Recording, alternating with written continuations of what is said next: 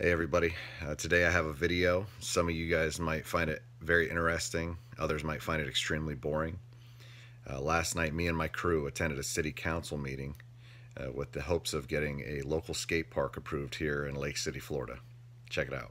Moving on to item 14, skate park update. I think you wanted to speak to that, item 14? Yes, I think it was Councilman Green who wanted us to meet from the community and kind of discuss how the community would want the skate park to look and the track to look, given the fact that we're going to be the ones who would be using it. And so that way we don't get a grant and build something that won't be usable.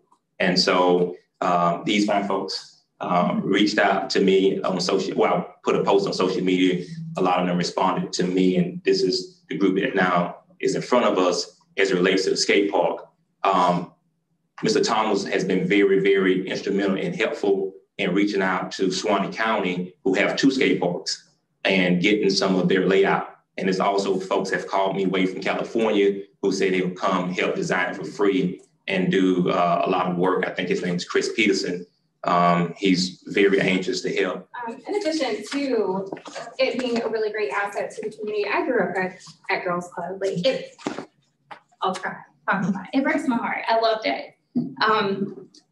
It was a really nice place to be, to have a sense of community, to meet other people that you wouldn't normally meet. And I really feel like a skate park, even though it seems like, yeah, a skate park, whatever, like you can just go to the park and meet other people. If you look at the sales of skateboards and rollerblades just in the past year from COVID, there's companies that have completely sold out of stock because people are looking to do something outside that is away from other people. 20 plus years ago, we were all in here trying to get a skate park built. So that love and that passion for it has not died. And it's a great way to get kids involved, great way to have them exercise without it being like, hey, you're gonna do exercise. It's like, why don't you go skateboard? And they're like, well, you know what, okay. I'm all for it. And whatever I can do to help change you guys' mind. Or push you along, maybe your mind's already changed. I'm all for it. Whatever I can do to help. Thank you. Hey. I just got a quick statement I wrote down for you guys. My name is Mike McCarthy. I've been an active participant of rollerblading or inline skating for 22 years. Since February 1999, I've had the weekly ritual of rolling around downtown here, jumping over the stairs, driving the curbs, getting kicked out by the police. There really wasn't any alternative in Lake City to do these stunts. I was even actually arrested once for it, trespassing, but just paid $50 in court costs. I've watched several generations of the local skaters start out a campaign to build a skate park. They're usually bright-eyed, bushy-tailed 14-year-olds. Often, though, their parents have delusions of grandeur and they want Lake City to build like a $2 million complex just for their kid to skate on. Because of that, the skate park never materializes because they're unrealistic and their kids end up quitting 3 or 4 years later. Mr. Witt's sons, Trey and Trevor, actually used to be skaters 22 years ago when I started. Lake City needs a skate park, not for my own self-interest. I'm just going to skate either way. I usually make the trip down to Alachua or Gainesville or roll around down here. But it's an excellent athletic outlet for kids who don't enjoy team sports. Our community is behind the curve with it. High Springs built a skate park in 2006, although that's long gone because the ramps were wooden, so they died out in the Florida sun. In 2010, the city of Alachua built the skate park. It's a beautiful park, which was constructed very economically, like they were touching on. It's just a flat piece of concrete, and then they bought kits of metal ramps that you could bolt together. Live Oak also built 2 parks in 2009. Brantford built, Madison even built a skate park back in 2008. Brantford worked together with this citizen named Bill Procco, who used to be a pro skateboarder in the 80s. And he did some fundraising and they got some local money. And they even got a $5,000 grant from the Tony Hawk Foundation to build the Proco skate park out there. It's at Hatch Park. And that cost, I think it cost about $75,000 plus the $5,000 grant. But that was a little more expensive than the bolt together metal ramps I'm talking about, because they were out there like forming these artistic concrete pools. So maybe we don't need, it'd be better to have something, try to build something that was economical instead of just dreaming about something that we're never going to get.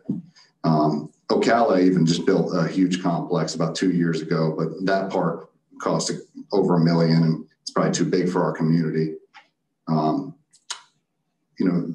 At one point, I think Mr. Warren and my wife were touching on it, that there was some kind of organization that was here in Lake City that was fundraising to build a skate park. It was like an LLC, I think that was called Lake City Skate Park. And that ran from about 2006 to 2007. Somebody in the local government agreed that land right there in Young's Park, where you have one of the former city pools that's been filled in, there was actually a sign put up by city workers that said Lake City Skate Park coming soon.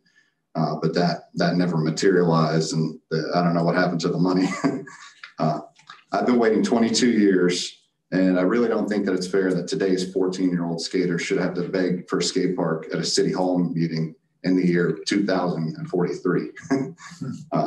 If all else fails, again, maybe we could just agree to designate a piece of land specifically for the use of skating, so kids don't get arrested being on private property, and then maybe add ramps and features later as you guys have extra money.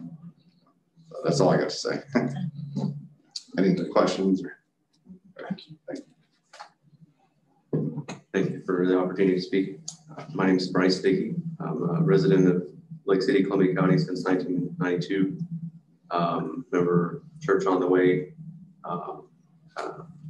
consistent volunteer of the Project ARC that we serve local teens. Network administrator at First Federal, and have a role later. First and foremost, I'm a faithful believer in the saving power of Christ. And I'm interested in the reinvestment of our community, especially its youth. A humble but experienced professional serving in this community. I see building a skate park as an opportunity to build a community with local youth, provide a positive activity for youth to engage in that can take the place of less savory activity. A way to serve individuals that are less interested in competitive sports than an individual sport. Provide a place where young people can practice discipline and learn perseverance. I believe the skate park in our city is long overdue. Many cities in our area of similar, even smaller size, have had skate parks for a long time, as Brandon said here. This has been a draw to those areas, producing taxable revenue, providing positive community impact, and giving participants a safe place to engage in healthy activity. A properly built skate park designed with input from experienced advisors built in our area stands to be a larger draw due to our central location and because the several areas that have been ill-conceived skate park designs. I'm confident the cost can be largely supplemented by the community and fundraising, because I know there's a lot of interest in this area. Does anybody have any questions for me? I hope you would seriously consider at least designating an area for construction and appointing someone that can design or that can organize and facilitate its progress. Thank you. Thank you. Mr. Chair, are there Go ahead.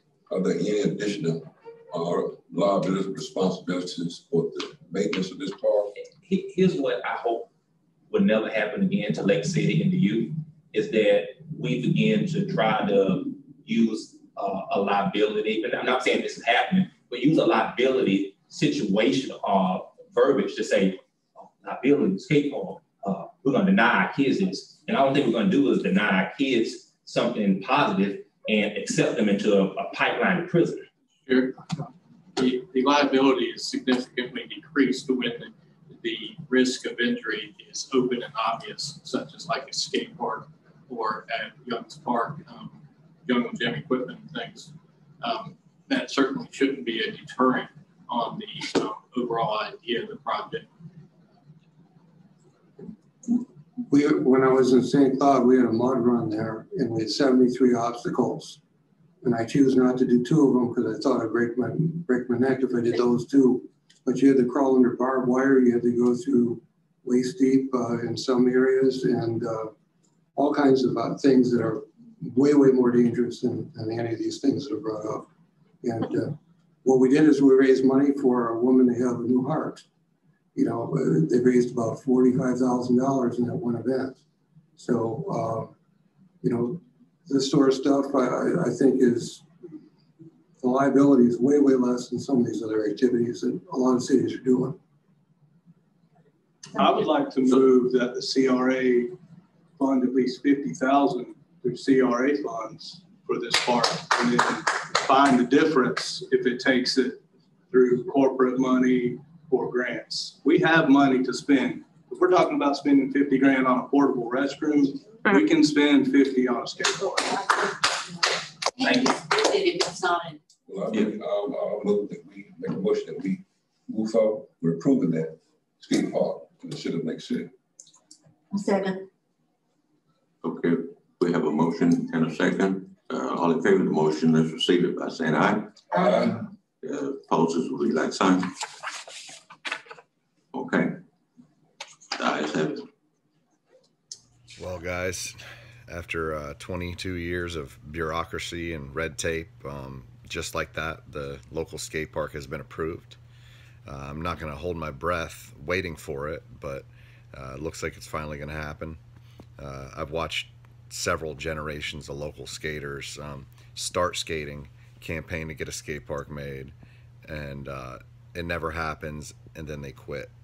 And I'm still here 22 years later. Anyway, I just want to thank my wife, Lacey. I want to thank the local community activist, Sylvester Warren. I also want to thank Mayor Witt, all the council members, everybody that attended, and especially my friends Scott, Jordan, and Bryce, who showed up in support of the skate park, and my beautiful daughter for coming along and sitting through a boring 2.5-hour meeting. I'll keep you guys updated and on the skate park, and have a good one.